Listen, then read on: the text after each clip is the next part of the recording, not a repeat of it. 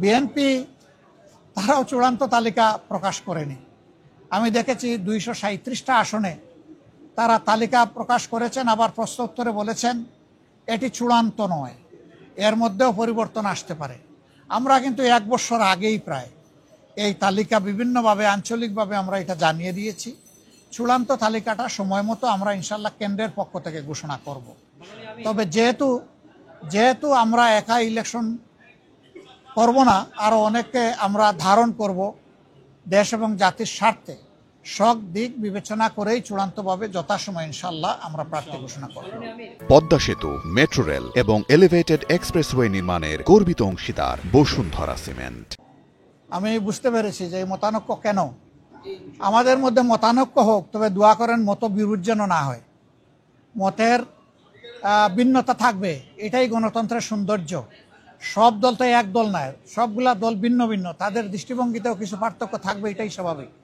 আমরা সকলের মতকে শ্রদ্ধার সাথে দেখি, তবে আমরা নিজেরা যে মতটা প্রকাশ করি, আমরা চেষ্টা করি চিন্তা ভাবনা করে জাতির স্বার্থেই সেই মতগুলা প্রকাশ করার।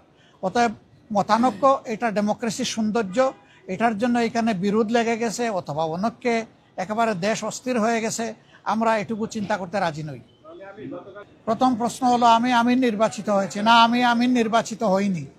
আমার সহকর্মীরা আমার উপর একটা দায়িত্বের ভার অর্পণ করেছে।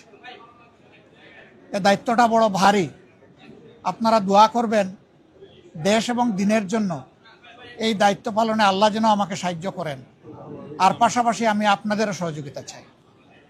আরেকবার আপনাদের আন্তরিক সহযোগিতা কামনা করব। আসলে আপনারা জাতির, ব্যক্তিগতভাবে জাতির বিবেক, আর আপনাদের হাউসগুলো দর্পণ।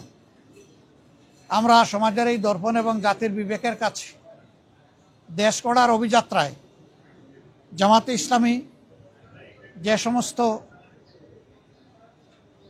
কর্মসূচি ঘোষণা করছে যা দেশ এবং জাতির কল্যাণে, আমরা এই সবগুলোতে আপনাদেরকেও আমাদের সাথে চাই। কারণ আপনারা এই সমাজ থেকে বিচ্ছিন্ন নন, আপনারা শুধু সাংবাদিক নন, আপনারা এই দেশের নাগরিকও বটে। অতএব আমরা যে নাগরিক অধিকারটা নিশ্চিত করে একটা মানবিক বাংলাদেশ গড়তে চাই, বৈষম্যহীন বাংলাদেশ গড়তে চাই, এই ক্ষেত্রে আপনাদের ভূমিকা হবে অগ্রগণ্য, সেটা আমরা প্রত্যাশা রাখি।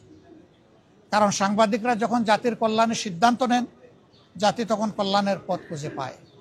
আল্লাহ রাব্বুল আলামিন আপনাদেরকে জাতির কল্যাণে কবুল করুন। সবাইকে আরেকবার ধন্যবাদ। আসসালামু আলাইকুম ওয়া রাহমাতুল্লাহ।